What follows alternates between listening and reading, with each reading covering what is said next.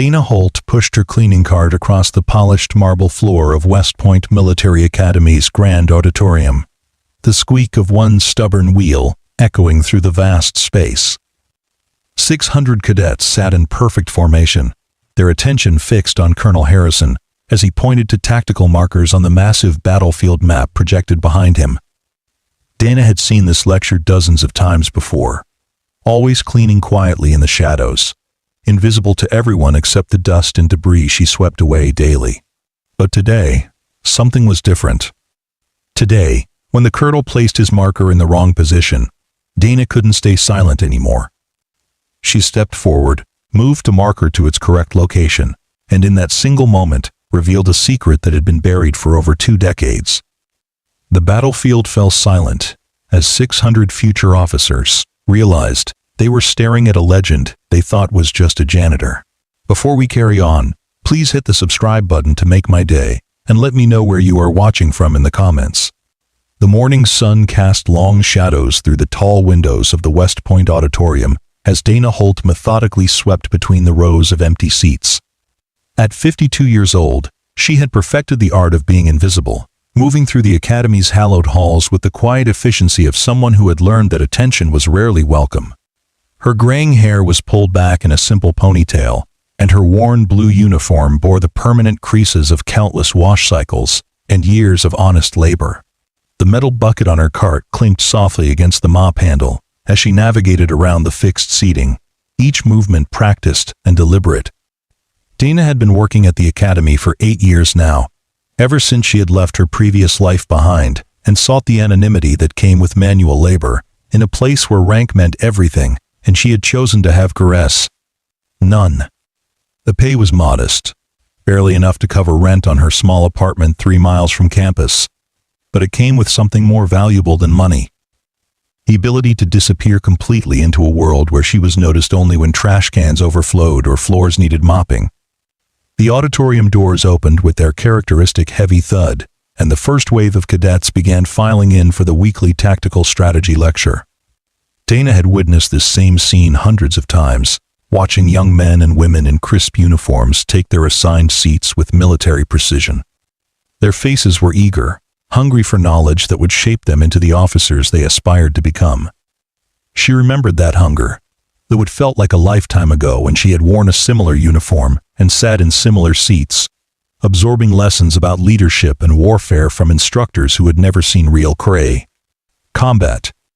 As the cadets settled into their seats, Dana continued her methodical cleaning, working her way toward the back of the auditorium where she could observe without being observed. Colonel Marcus Harrison strode onto the stage with the confident bearing of a career military officer, his chest decorated with ribbons that told the story of 3 decades of service. He was a competent instructor, Dana had observed over the years, though his experience was largely theoretical, built on war college studies and training exercises rather than actual battlefield command.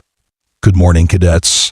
Colonel Harrison's voice boomed through the sound system, filling every corner of the massive space. "Today we'll be examining unconventional warfare tactics, specifically focusing on scenarios where traditional military doctrine must be adapted to unexpected circumstances." Dana paused in her sweeping, her grip tightening on the broom handle. She had heard variations of this lecture many times, but something in the colonel's tone suggested he was venturing into territory that made her uncomfortable. Unconventional warfare was a subject she knew intimately, though she had spent 8 years trying to forget everything she had learned about it.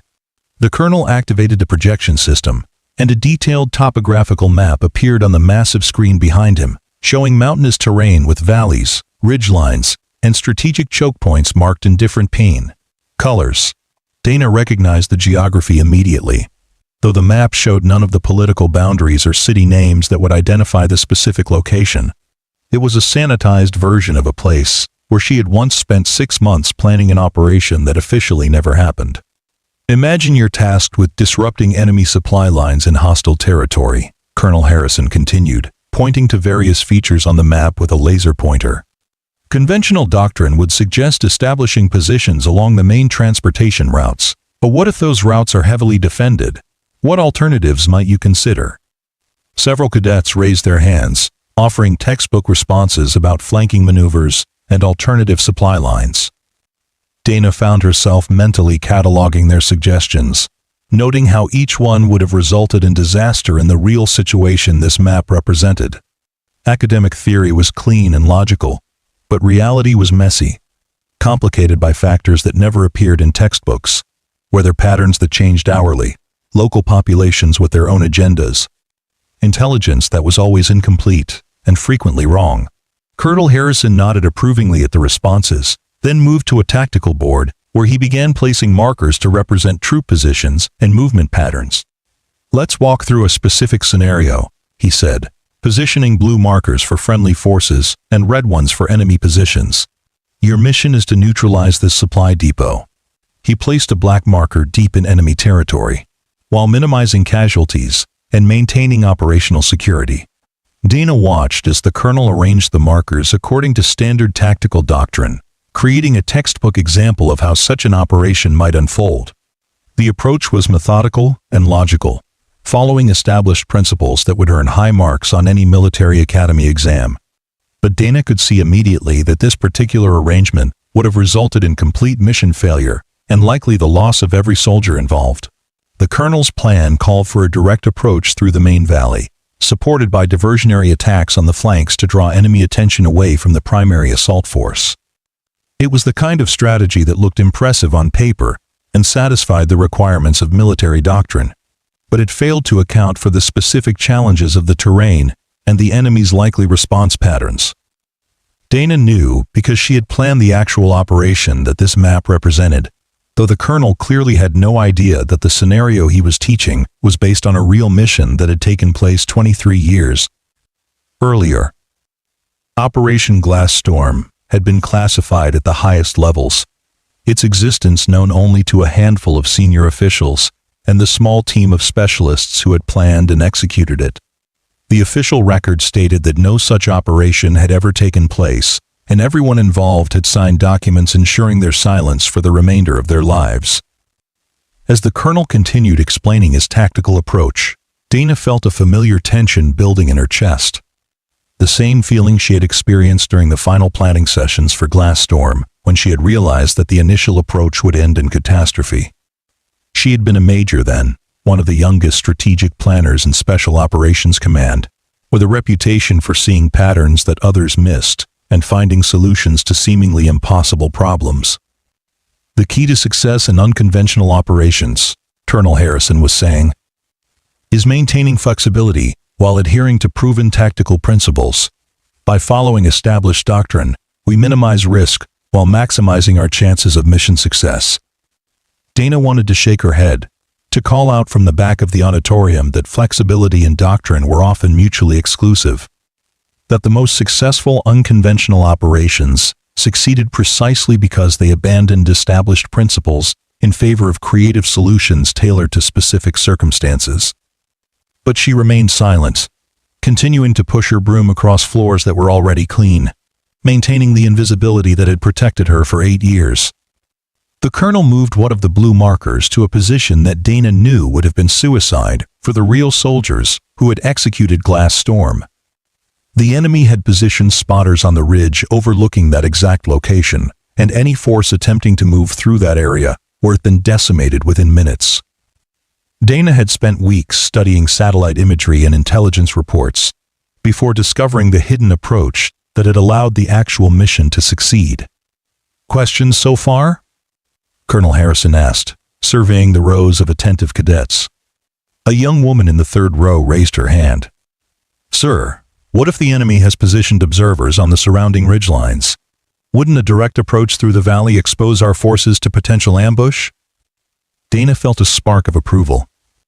The cadet had identified one of the key problems with the colonel's plan, demonstrating the kind of tactical thinking that might keep soldiers alive in real combat situations. "Excellent question, Cadet Rodriguez," the colonel replied. "Standard doctrine calls for reconnaissance elements to identify and neutralize any enemy observation posts before the main assault begins. This is typically accomplished through coordinated sniper teams positioned at these locations." He indicated several points on the map with his laser pointer. Dana bit her lip to keep from speaking. The sniper positions the colonel had indicated were all wrong. based on assumptions about enemy placement that had proven incorrect during the actual operation. The real spotters had been positioned in locations that offered concealment rather than optimal fields of fire, understanding that their job was to report enemy movements rather than engage in direct combat. The lecture continued for another hour, with the colonel walking the cadets through each phase of his theoretical operation. Dana listened with growing frustration as he made mistake after mistake, teaching future officers approaches that would have resulted in mission failure and unnecessary casualties. She understood that this was an academic exercise, that these cadets would hopefully never face the specific situation depicted on the map, but the principles being taught were fundamentally flawed. As the colonel reached the final phase of his presentation, he moved several markers to positions that Dana knew represented the climax of Operation Glass Storm. This was the moment when her original planning had been most crucial, when a single incorrect decision would have meant the difference between success and catastrophe. The final assault phase requires precise timing, Colonel Harrison explained, positioning the blue markers in a formation that would have walked directly into the enemy's strongest defensive position. By coordinating our attack from multiple directions, we force the enemy to divide their defensive resources and create opportunities for breakthrough. Dana's hands tightened on the broom handle until her knuckles turned white. The colonel's plan was exactly backwards, concentrating friendly forces in the locations where the enemy expected them and avoiding the single vulnerability that had made Glass Storm possible. She had discovered that vulnerability through weeks of meticulous analysis, cross-referencing intelligence reports with terrain studies and weather patterns to identify a narrow window of opportunity that had lasted less than, i.e., 36 hours. The real operation had succeeded because Dana had recognized that the enemy's strength was also their weakness. They had positioned their main defensive forces to repel exactly the kind of multi-directional assault that the colonel was now advocating, leaving a single approach route lightly defended because they considered it impassable.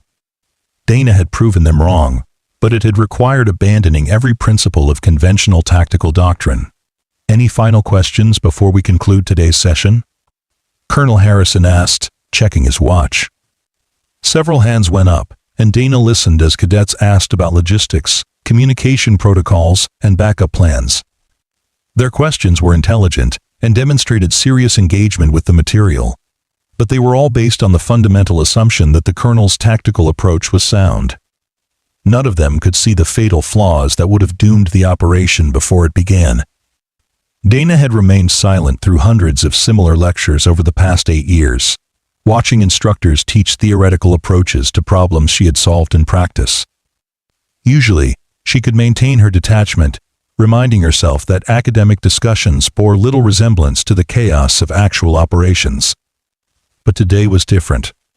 Today the colonel was teaching a scenario based on an operation she had planned, using her work as an example while completely misunderstanding the principles that had made it successful. As the colonel began to wrap up his presentation, returning the markers to their original positions to demonstrate the complete tactical sequence, Dana felt something snap inside her. She had watched too many young faces absorb lessons that could get them killed, had listened to too many confident explanations of approaches that ignored the realities of modern warfare. The anonymity she had cultivated so carefully suddenly felt less like protection and more like cowardice. Without fully realizing what she was doing, Dana set her broom against the wall and began walking down the aisle toward the stage. Her footsteps echoed in the suddenly quiet auditorium as 600 cadets turned to watch the janitor who had apparently lost her mind. Colonel Harrison paused mid-sentence, his eyebrows raised in surprise and annoyance at the unexpected interruption. "Excuse me," he said, his tone carrying the authority of someone accustomed to immediate obedience. "This is a closed session." Dana reached the stage and climbed the steps without responding, her eyes fixed on the tactical board where the colonel's markers represented a plan that would have been a disaster. She could feel the weight of 600 pairs of eyes watching her every movement, could sense the collective intake of breath as the cleaning lady approached the sacred space where only qualified instructors were permitted. "Ma'am, I'm going to have to ask you to return to your duties," Colonel Harrison said, stepping between Dana and the tactical board. "This is a restricted area." Dana looked at him for a moment, seeing not the confident instructor, but the theoretical soldier who had never faced the life-and-death decisions that real operations demanded. When she spoke, her voice carried an authority that had been dormant for 8 years, but had never truly disappeared. "Your approach is wrong," she said simply, reaching past him to move one of the blue markers from its current position to a location near the edge of the map that appeared to offer no tactical advantage. The auditorium fell completely silent. Colonel Harrison stared at her in shock, his mouth opening and closing without sound as he tried to process what had just happened. Dana continued moving markers, repositioning the entire tactical arrangement according to the plan that had actually been used during Glass Storm, the plan that existed in no official records but was burned into her memory with perfect clarity. "The enemy positions their primary observation post here," she said, placing a red marker on a ridge that the colonel's plan had completely ignored.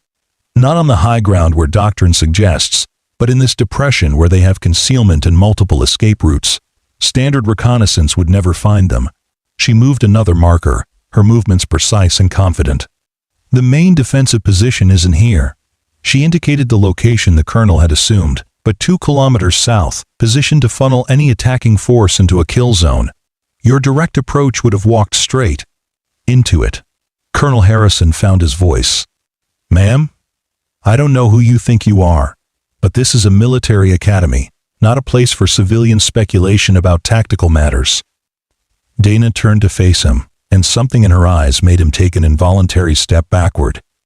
"The only way to succeed in this scenario is to approach from the north, through terrain that appears impassable.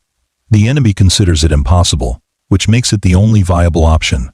But it requires moving at night, during the new moon, and only when weather conditions create natural sound dampening." She continued repositioning markers, recreating the actual plan that had been used 23 years earlier. "The initial reconnaissance team inserts here, 48 hours before the main operation, not to identify enemy positions, but to create cached supplies and establish communication relays. The primary assault force approaches in 3-person teams, moving independently to avoid detection." As Dana worked, her voice took on the cadence of someone who had briefed operations to special forces units, someone who understood that every detail could mean the difference between mission success and catastrophic chaos. "Failure." The cadets leaned forward in their seats, recognizing that they were witnessing something extraordinary, though none of them could have guessed exactly what it was. "The actual assault begins here." Dana placed a marker at a position that looked tactically insignificant. "Not because it offers the best approach to the target, but because it's the only location where the enemy's communication systems have a blind spot. You have exactly 14 minutes to reach the objective before their burr. Next scheduled check-in." Colonel Harrison was staring at the tactical board as if seeing it for the first time. The arrangement Dana had created looked nothing like standard military doctrine, but it possessed an internal logic that was undeniably compelling. Every marker placement served multiple purposes, and the overall plan demonstrated a level of tactical sophistication that went far beyond academic theory. "This is impossible," he said, but his voice lacked conviction. "No operation could be planned with this level of precision. The intelligence requirements alone would be unprecedented." Dana finished positioning the last marker and stepped back from the board. Operation Glass Storm required 6 months of preparation, including the insertion of deep cover intelligence assets and the development of entirely new communication protocols. The final plan was approved by a joint committee including representatives from Special Bull Operations Command, the Central Intelligence Agency, and the Office of the Secretary of Defense. End quote.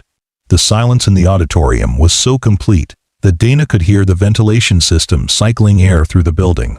Colonel Harrison's face had gone pale as the implications of her words began to sink in. Glass Storm was not just a classified operation, it was a legend within the special operations community. A mission that had achieved objectives thought to be impossible, and had done so without leaving any trace. That it had ever occurred. "That operation never happened," Colonel Harrison said, his voice barely above a whisper. "The official records clearly state that no such mission was ever authorized or conducted." "The official records state what they need to state," Dana replied. "But the mission was real. and it succeeded because we abandoned everything you just taught these cadets about conventional tactical doctrine. Sometimes the only way to accomplish the impossible is to attempt something that appears to be suicide." She turned to face the 600 cadets who had been hanging on every word, their faces reflecting a mixture of confusion, excitement, and dawning recognition that they were witnessing something unprecedented. These young men and women had spent years studying military history and tactical theory, learning about famous operations and legendary commanders. But none of their textbooks contained any reference to Glass Storm, and none of their instructors had ever mentioned the mission that had redefined the possibilities of special operations warfare. "Who are you?" asked Cadet Rodriguez, the same young woman who had asked the perceptive question about enemy observers. Dana looked at her for a long moment, seeing herself at that age, hungry for knowledge and eager to prove herself worthy of the uniform she wore. "My name is Dana Holt. 23 years ago, I held the rank of Major in the United States Army Special Operations Command. I was the primary strategic planner for Operation Glass Storm." The revelation hit the auditorium like a physical wave. Cadets began whispering to each other, trying to process the impossibility of what they were hearing. The woman they had seen cleaning floors and emptying trash cans for years was claiming to be one of the most legendary figures in modern military history, someone whose very existence was officially denied. Colonel Harrison was staring at Dana as if she had just claimed to be a mythological figure brought to life. "That's impossible," he said. "Major Dana Holt died in a training accident in 2002. Her death was confirmed by multiple witnesses and is documented in official casualty reports." "Major Dana Holt did die," Dana replied. "The woman who planned Glass Storm ceased to exist the day the operation concluded. What you see now is what remains after someone gives up everything they were to become someone they never wanted to be." The colonel's hand moved instinctively toward the communication device on his belt, standard protocol when faced with a potential security breach. But something in Dana's demeanor made him hesitate. There was no desperation in her voice, no sign of mental instability that might suggest she was delusional. Instead, she radiated the quiet confidence of someone who had faced impossible odds and emerged victorious, someone who knew secrets that could reshape understanding of recent military history. "If you really are who you claim to be," Colonel Harrison said carefully, "then you understand the implications of what you've just revealed. Information about Glass Storm is classified at levels that require special authorization just to acknowledge the classification itself." Dana nodded. "I've been carrying those secrets for 23 years, along with a few dozen others that will never see daylight. But watching you teach future officers tactics that would get them killed, I couldn't stay silent anymore." She gestured toward the tactical board, where her markers had transformed the colonel's theoretical exercise into something that looked like actual military planning. These cadets deserve better than academic theories based on outdated assumptions. They deserve to understand what real operations look like, what kind of thinking actually keeps soldiers alive when conventional SAS wisdom fails. Cadet Rodriguez raised her hand tentatively. "Ma'am, if Operation Glass Storm really happened, why isn't it taught in our military history courses? Shouldn't we be studying successful operations to learn from them?" The question hung in the air like a challenge, highlighting the contradiction between official denial and the tactical brilliance displayed on the board behind Dana. She considered her response carefully, weighing the value of truth against the requirements of operational security that had governed her life for more than 2 decades. "Some operations succeed precisely because their enemies never learn how they were defeated," Dana finally said. "Glass Storm accomplished objectives that our adversaries still consider impossible.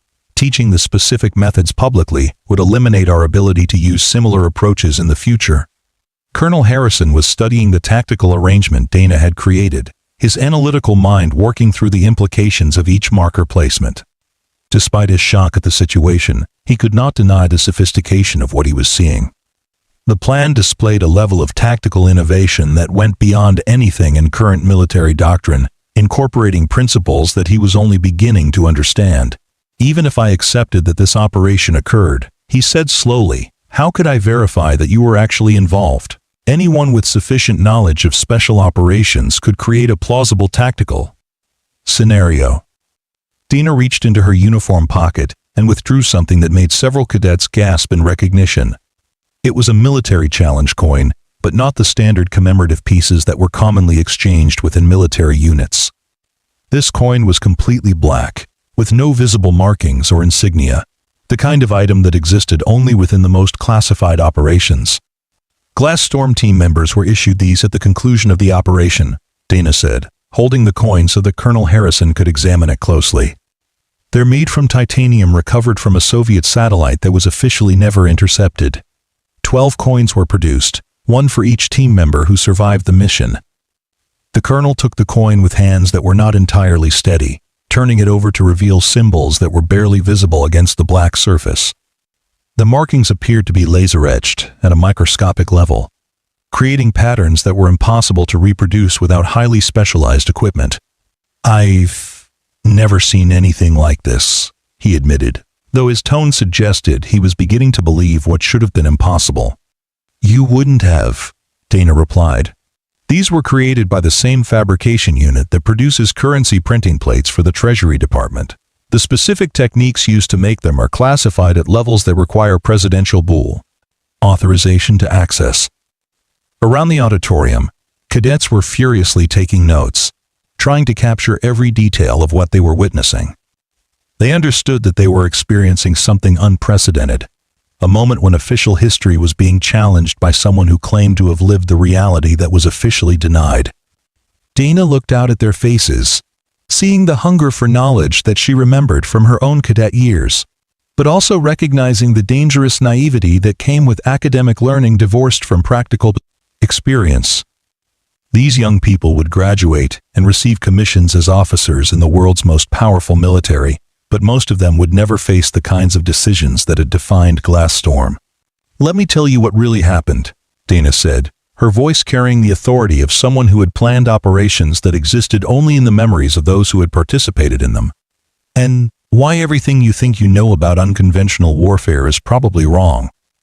She moved to the center of the stage, positioning herself where every cadet could see and hear her clearly.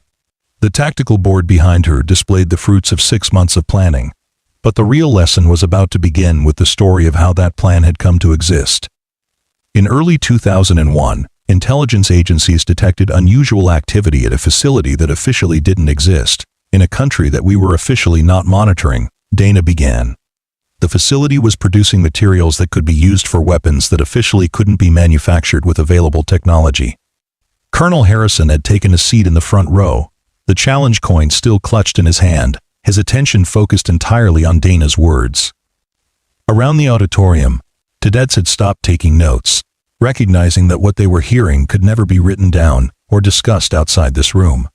Conventional intelligence gathering had failed completely. Satellite reconnaissance couldn't penetrate the facility's camouflage systems.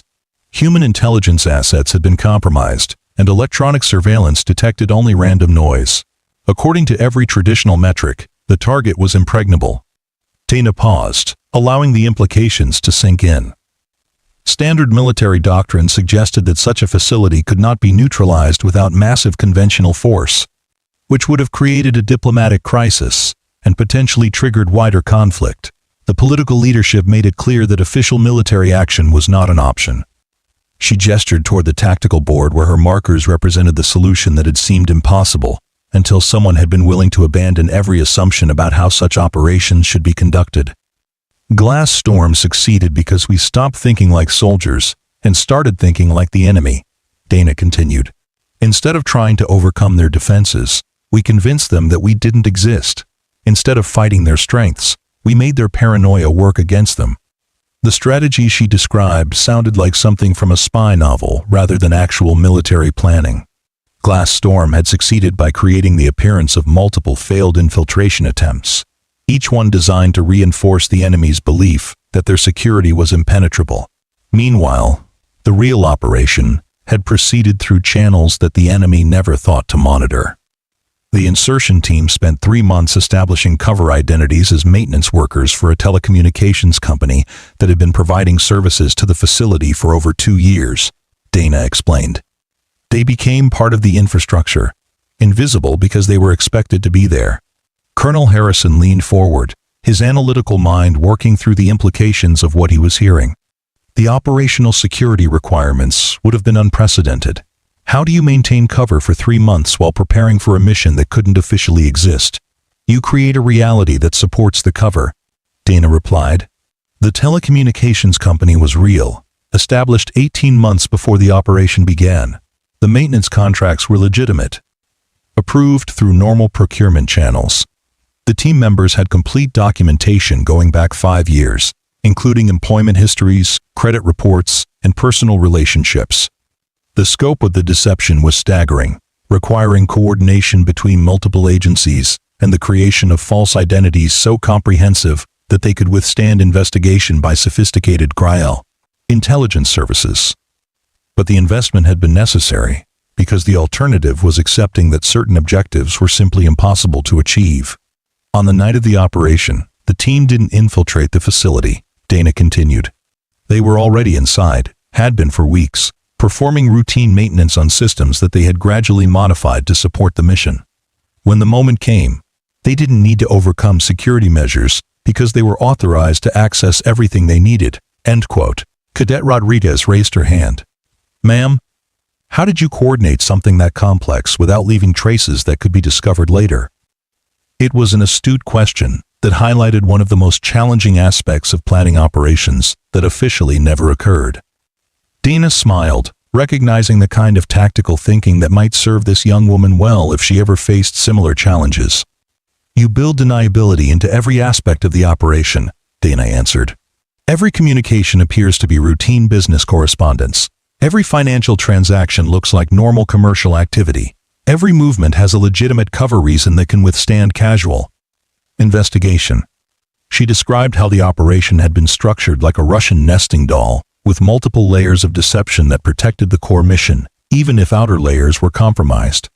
Team members knew only what they needed to accomplish their specific roles, and even the mission commanders had incomplete pictures of the overall operation. The greatest challenge wasn't tactical, Dana continued. It was psychological. Team members had to maintain their cover identities so completely that they became the people they were pretending to be. For 3 months, they lived lives that were entirely fabricated, building relationships with people who could never know their real purpose. End quote. The human cost of such operations was something that never appeared in tactical manuals or strategic assessments. Dana had watched team members struggle with the isolation that came from living elaborate lies, had seen skilled operators question their own identities after months of pretending to be someone else. When the operation finally occurred, it lasted less than 6 hours, Dana said. But those 6 hours were the culmination of 2 years of planning and preparation. Every contingency had been anticipated. Every possible failure point had been addressed. She described the surgical precision with which the team had accomplished objectives that intelligence analysts had deemed impossible. The enemy facility had been neutralized without any indication that it had ever been compromised, and the materials it had been producing simply disappeared without any trace of how they had been removed. The most important part of Glass Storm wasn't what we accomplished, Dana said, but what we didn't leave behind. To this day, the enemy believes that their security was never breached, that the facility was abandoned due to technical problems rather than external action. Colonel Harrison was studying the tactical board with new understanding, recognizing that the marker positions represented something far more sophisticated than he had initially realized.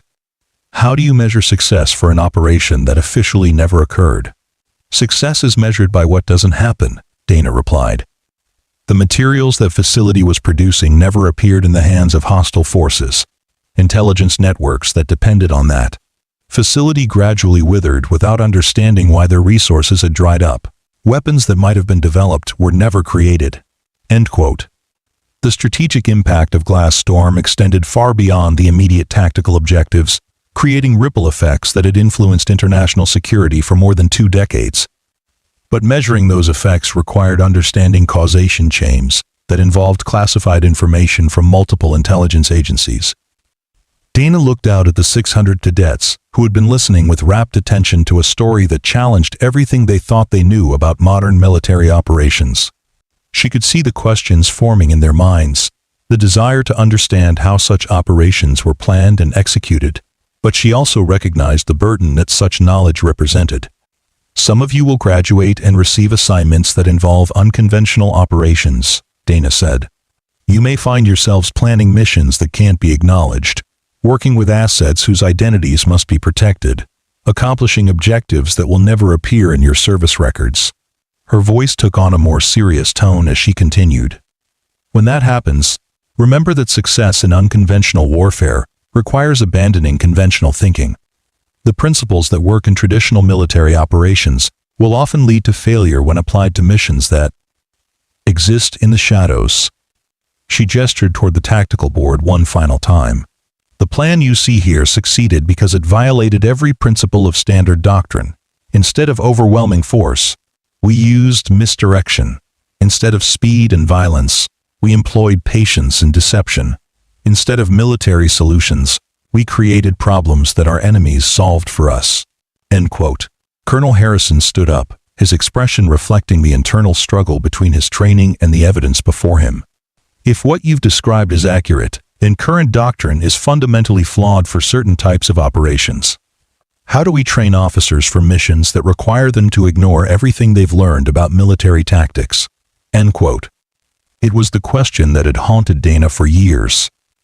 The recognition that preparing soldiers for unconventional warfare required more than additional training courses or specialized schools.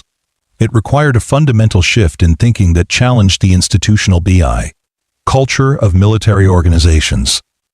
You don't train for specific missions, Dana answered.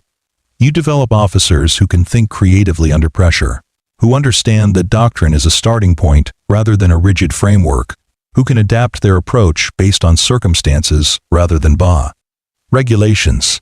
She looked directly at the cadets as she continued. The most important skill for unconventional operations is the ability to recognize when conventional approaches will fail. That requires understanding not just how military systems work, but why they were designed that way, and what assumptions they're based on. The lecture had evolved into something unprecedented in the Academy's history. A masterclass in strategic thinking, taught by someone whose expertise came from operations that officially never existed. But Dana recognized that her revelation came with consequences that extended far beyond the auditorium. Colonel Harrison, you have a decision to make, Dana said. You can report this incident and have me removed from the premises, which is certainly within your authority. Or you can consider what these cadets might learn from someone who has actually planned and executed the kinds of operations they may someday face. The challenge hung in the air between them, highlighting the conflict between institutional procedures and educational opportunity. Colonel Harrison understood that reporting Dana's claims would trigger security investigations that could last for months. But ignoring them violated his responsibilities as a military officer. There are protocols for handling potential security breaches, he said carefully. Even if your claims are accurate, the unauthorized disclosure of classified information has serious consequences. Dana nodded, having expected this response. I've been carrying these secrets for 23 years, along with the knowledge that they might someday be useful to someone. Today, watching you teach approaches that would have failed catastrophically, I decided that the educational value outweighed the security risk. She reached into her pocket and withdrew a small device that several of the cadets recognized as a secure communication unit, though this one bore markings that none of them had seen before. If you need verification of my claims, this unit can connect you directly to Colonel Rebecca Chen at Special Operations Command, Dana said, handing the device to Colonel Harrison. She was my commanding officer during Glass Storm, and currently holds one of the 12 challenge coins I mentioned. The colonel accepted the communication device with obvious reluctance, understanding that using it would transform this incident from an unusual disruption into an official security matter. But the tactical display behind Dana represented knowledge that could revolutionize how unconventional operations were understood and taught. Before you make that call, Dana continued, consider what these cadets have learned today.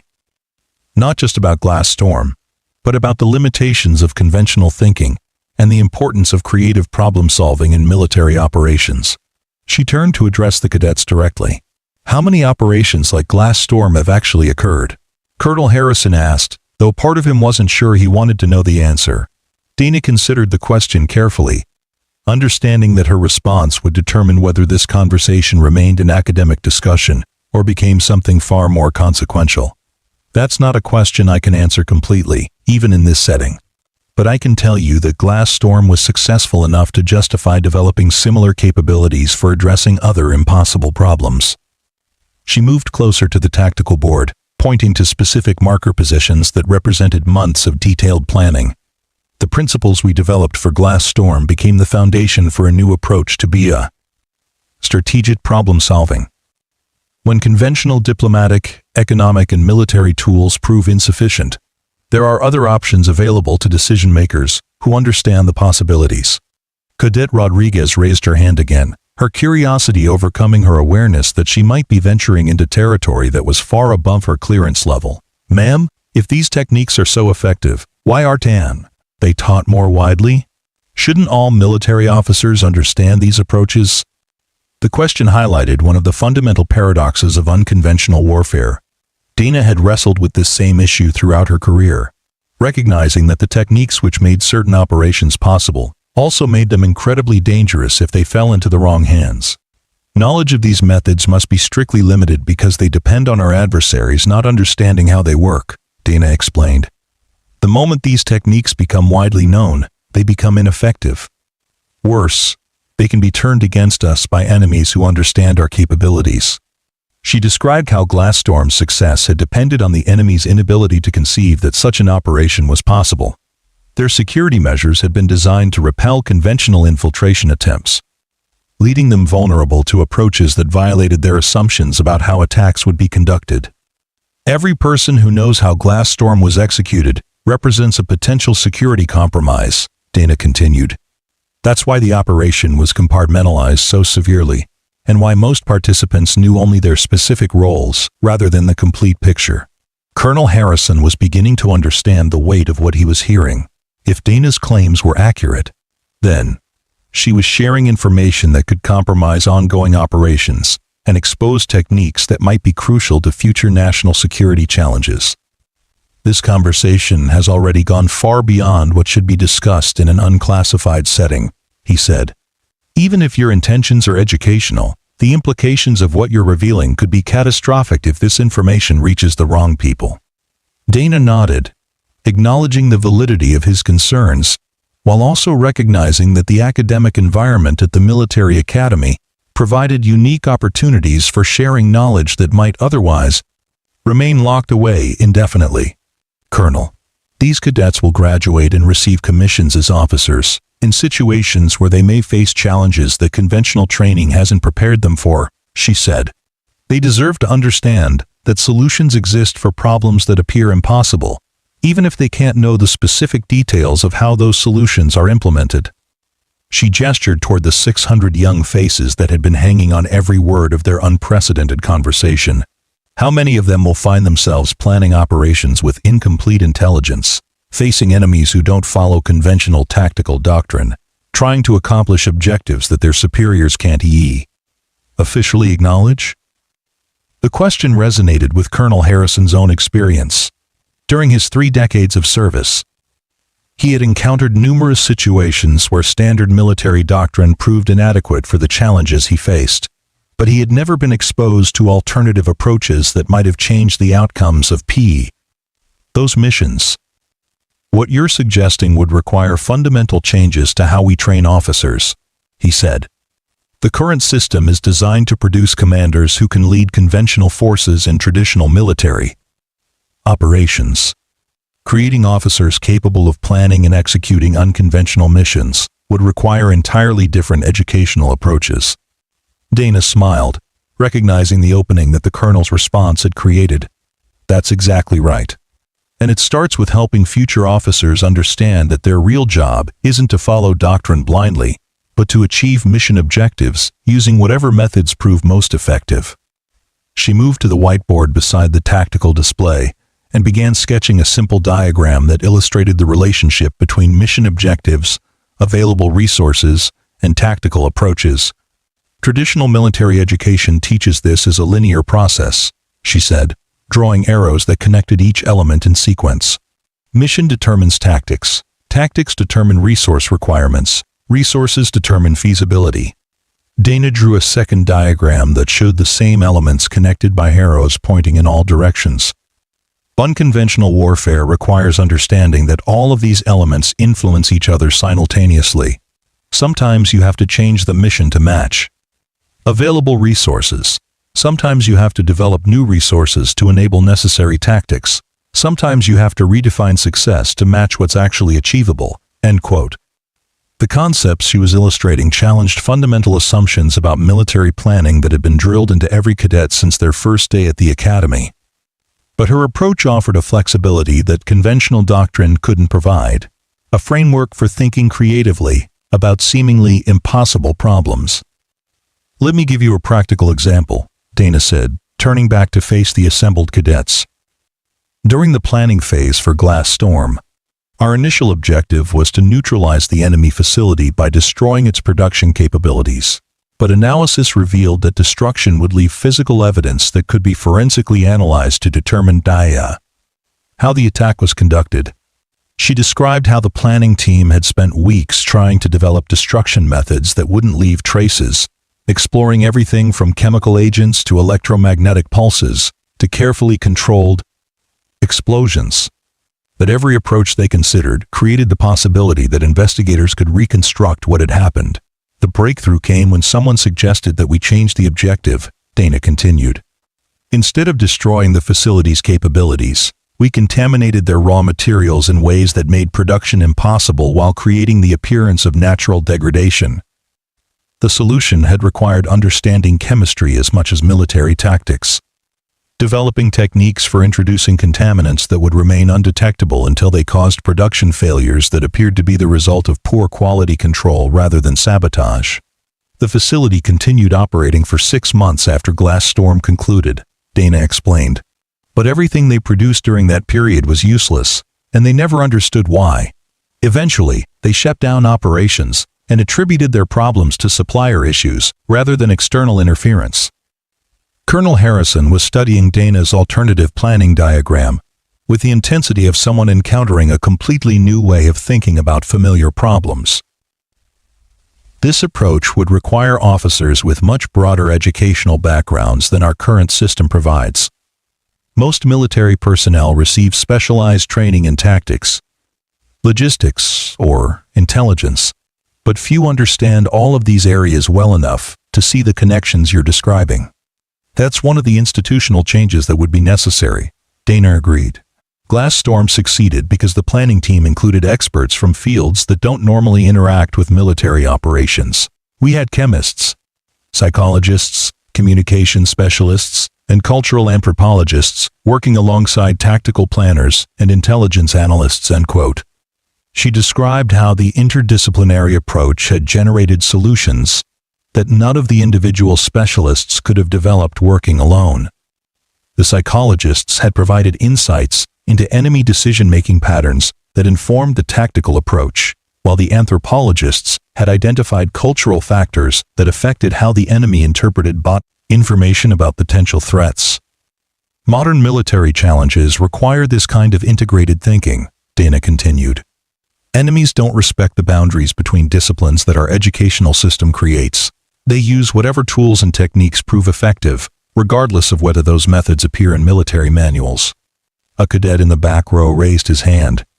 "Ma'am, if unconventional operations require such diverse expertise, how do you maintain operational security when so many different people need to be involved?" The question demonstrated sophisticated understanding of one of the most challenging aspects of complex operations. Dana was impressed by the level of tactical thinking these cadets were displaying, even when confronted with concepts that challenged everything they had been taught. "Compartmentalization becomes much more sophisticated," she answered. "Instead of simply limiting who knows about the operation, you limit what each person knows about their contribution to it. The chemist who develops contamination techniques doesn't know they're, quote, being used for military purposes. The anthropologist who analyzes cultural patterns doesn't know their research is informing tactical planning," end quote. She described how Glass Storm had been structured so that most participants believed they were working on completely different projects. Academic researchers had provided analysis that they thought was for diplomatic negotiations, while technical specialists had developed solutions for what they believed were commercial applications. The key is creating cover stories that are more interesting than the real operation, Dana explained. If someone discovers that they're working on a classified project, they should find a plausible explanation that satisfies their curiosity without revealing the actual purpose of their work. Colonel Harrison was beginning to recognize that the conversation had evolved far beyond an unusual disruption to his lecture. Dana's knowledge represented decades of experience with operational approaches that weren't documented in any official curriculum, techniques that could revolutionize how military problems were understood and addressed. Solved. If these methods are as effective as you suggest, he said, then there are officers throughout the military who are facing challenges that could be resolved using approaches they've never been taught. How many mission failures could be prevented if this knowledge were more widely available? The question touched on something that had haunted Dana throughout her years of enforced anonymity. She had watched news reports of military operations that failed because commanders had relied on conventional approaches to unconventional problems. Situations where the techniques developed for Glass Storm might have made the difference between success and failure. That's the tragedy of classification systems, Dana replied. Information that could save lives and accomplish vital national security objectives remains locked away because of legitimate, quote, concerns about operational security. But there has to be a balance between protecting specific methods and sharing general principles, end quote. She pointed to the tactical board, where her marker arrangement continued to display the solution that had made Glass Storm possible. I can't teach these cadets exactly how to plan an operation like Glass Storm, because that knowledge could be used against us, but I can help them understand that solutions exist for problems that appear impossible, and that finding those solutions requires thinking beyond conventional boundaries. Dana moved to the center of the stage again, positioning herself where every cadet could see her clearly. Let me share some principles that apply to any situation where conventional approaches prove inadequate, concepts that won't compromise operational security but might save your lives or the lives of soldiers under your command. The auditorium fell silent again, as 600 future officers prepared to receive knowledge that wasn't available in any textbook or training manual. Lessons drawn from operations that officially never occurred, but had shaped the world in ways that few people understood. First principle, Dana began. When facing an impossible problem, always question whether you're solving the right problem. Most failures in unconventional operations occur because commanders accept problem definitions that make success impossible. She illustrated the concept using examples from military history, describing famous operations that had failed because planners had focused on obvious objectives rather than underlying strategic goals. In many cases, alternative approaches could have achieved the same strategic outcomes without the tactical challenges that conventional methods required. Second principle, your enemy's greatest strength is also their greatest vulnerability, but only if you understand how their systems actually work, rather than how you think they should work. Dana explained how Glass Storm had succeeded by turning the enemy's sophisticated security measures against themselves, using their own procedures to facilitate the penetration they were designed to prevent. Third principle, the most effective operations are often indistinguishable from natural events or coincidental failures. If your enemy can identify your actions as hostile activities, then you've already failed regardless of whether you accomplish your immediate objectives. She described how the best unconventional operations created plausible alternative explanations for their effects, ensuring that enemies wasted time investigating false leads rather than developing countermeasures against the real techniques that had been employed. Fourth principle, successful unconventional operations require accepting casualties that aren't measured in personnel or equipment losses. Every operation of this type costs something that can't be quantified in, quote, traditional military terms. Dana's voice took on a more somber tone as she continued. The people who planned and executed Glass Storm paid prices that don't appear in any casualty reports. We sacrificed parts of ourselves that conventional operations never require, and those sacrifices continue long after the missions are completed. She looked directly at the cadets as she spoke, wanting them to understand that the capabilities she was describing came with human costs that were rarely acknowledged or addressed. Before you volunteer for unconventional operations, make sure you understand what you're willing to give up that you'll never get back. The warning carried weight that went beyond operational security or tactical considerations. Dana was speaking from personal experience about transformations that occurred when people spent extended periods living lives so complete that they began to lose track of who they really were. Some of the people who participated in Glass Storm never fully recovered their original identities, she continued. When you spend months becoming someone else so completely that even you believe the fiction, returning to your real self becomes more difficult than you might expect. Colonel Harrison was listening with growing concern as Dana described psychological challenges that weren't addressed in any military training program. Are there support systems for personnel who experience these kinds of identity issues? He asked. Dana's laugh contained no humor. Support systems exist for problems that can be officially acknowledged. When your identity crisis results from operations that never happened, conducted by people who officially don't exist, traditional counseling approaches prove inadequate. She described how participants in highly classified operations often found themselves isolated even from other military personnel, unable to discuss experiences that had fundamentally changed them with people who lacked the necessary clearances to understand what they had endured. This is another reason why knowledge of these techniques must be carefully limited, Dana explained. The human cost of unconventional operations extends far beyond the people who directly participate in them.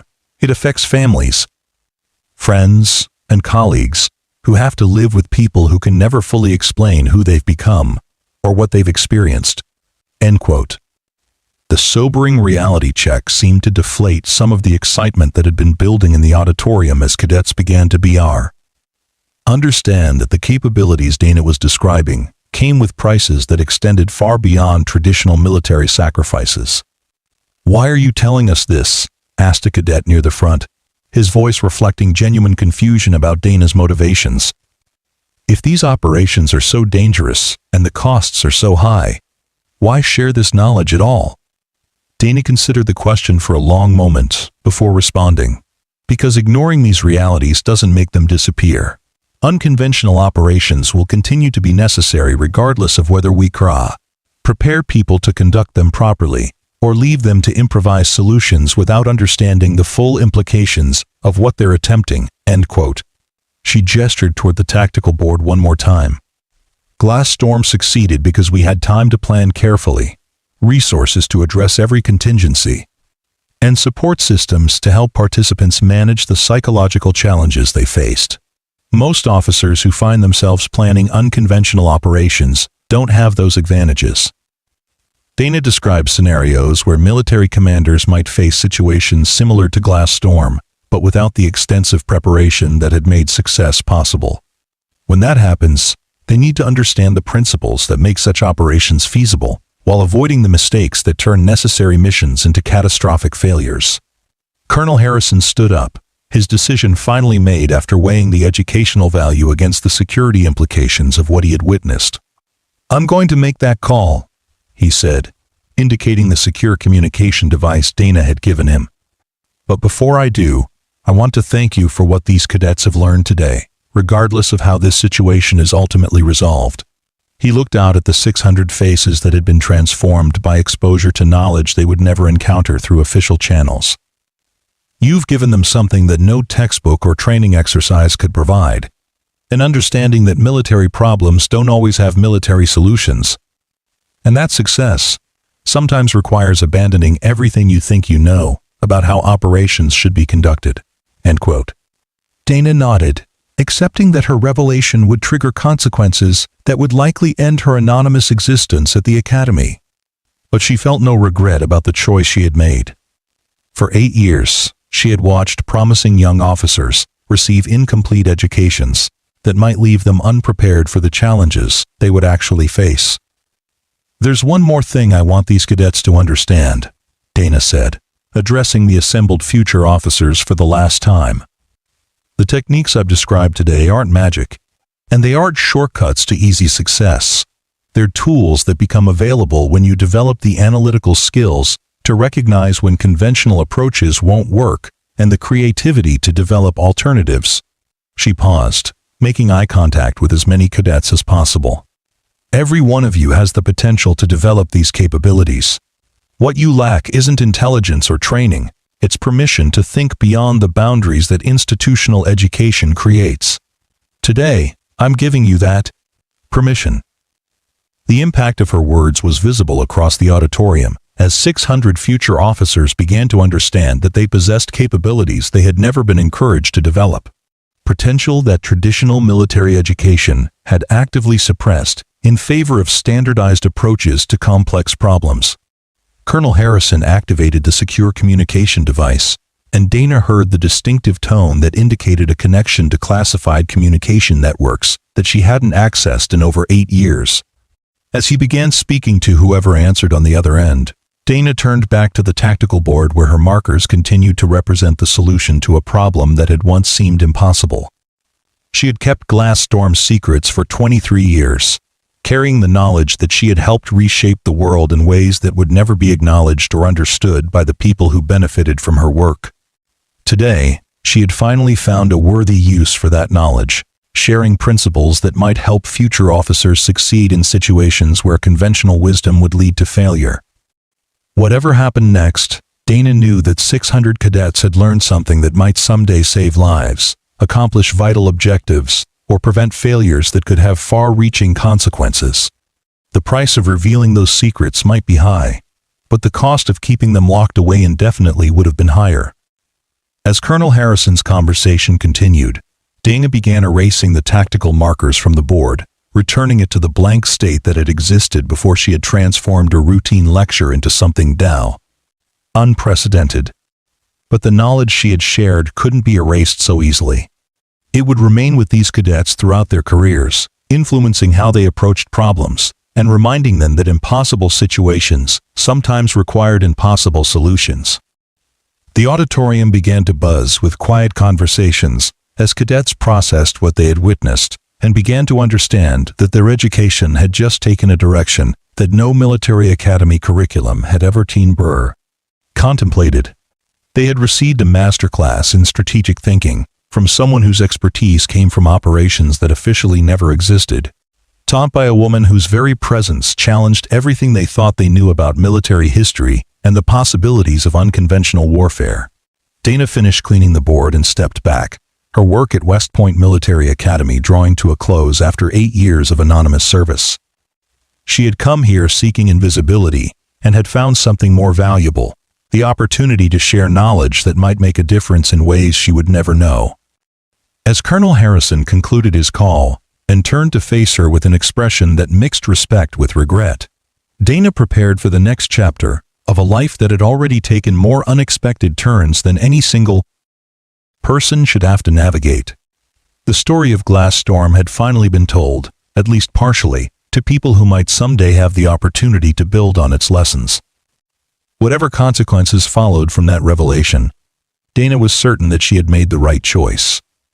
Some secrets were too valuable to remain buried forever, especially when sharing them might help the next generation of officers succeed where conventional approaches would fail.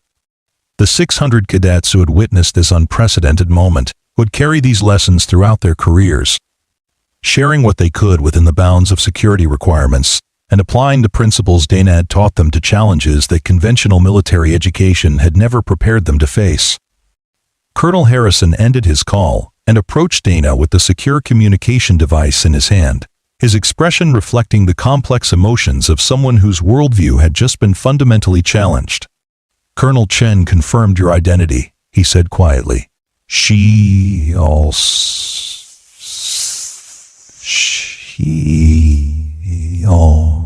reappear in the as going to applications. Dana accepted the device and switched it off, understanding that her brief return to official existence would soon end as abruptly as it had begun. "I suspected as much," she replied. "But some things are more important than maintaining comfortable anonymity." She looked out at the 600 faces that had been changed by exposure to knowledge they would carry for the rest of their careers. These cadets needed to understand that the impossible is often just the untried, and that creative thinking can overcome obstacles that conventional approaches can't touch. As security personnel began arriving at the auditorium's entrance, Dana gathered her cleaning supplies with the same methodical efficiency she had displayed for 8 years. The cart's squeaky wheel protested as she maneuvered it toward the exit, but this time the sound seemed different, less like an annoying mechanical failure and more like a farewell song. "Will we ever see you again?" Cadet Rodriguez called out, speaking for the hundreds of future officers who had just received the most valuable lesson of their military education. Dana paused at the auditorium's exit and turned back to face the assembled cadets one final time.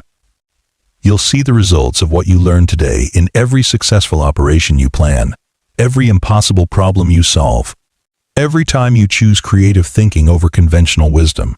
Major Dana Holt died 23 years ago, but what she learned lives on in anyone willing to question whether impossible really means impossible. With those words, she pushed her cart through the exit doors and disappeared into the corridors of West Point Military Academy, leaving behind 600 future officers who would never again accept that any problem was truly unsolvable. The woman who had once planned operations that officially never existed had given them something more valuable than classified techniques or secret knowledge. She had given them permission to think beyond the boundaries that institutional education creates, and the confidence to attempt solutions that conventional wisdom deemed impossible. In the years that followed, graduates of that particular class would distinguish themselves in operations around the world, applying principles they had learned from a janitor who had stepped onto a stage and revealed that the most important military secrets weren't hidden in classified files, but in the willingness to abandon conventional thinking when conventional thinking wasn't enough. They would face impossible problems and find possible solutions, carrying forward the legacy of Glasstorm in ways that would never appear in official records, but would make the world a safer place for people who would never know their names or understand their sacrifices. The empty auditorium retained no evidence of what had occurred there, except for the faint echo of squeaky wheels and the lingering sense that something important had been shared between people who understood that some knowledge was too valuable to remain buried forever. And somewhere in the corridors of the academy, a woman who had once been a major pushed a cleaning cart toward whatever came next, satisfied that she had finally found a worthy use for secrets that had defined her life. For more than 2 decades, "Have you recognized the flaws in Colonel Harrison's original tactical plan before I pointed them out?" Several hands rose tentatively, including Cadet Rodriguez and a few others who had demonstrated tactical aptitude during the question period. "That's encouraging," Dana said.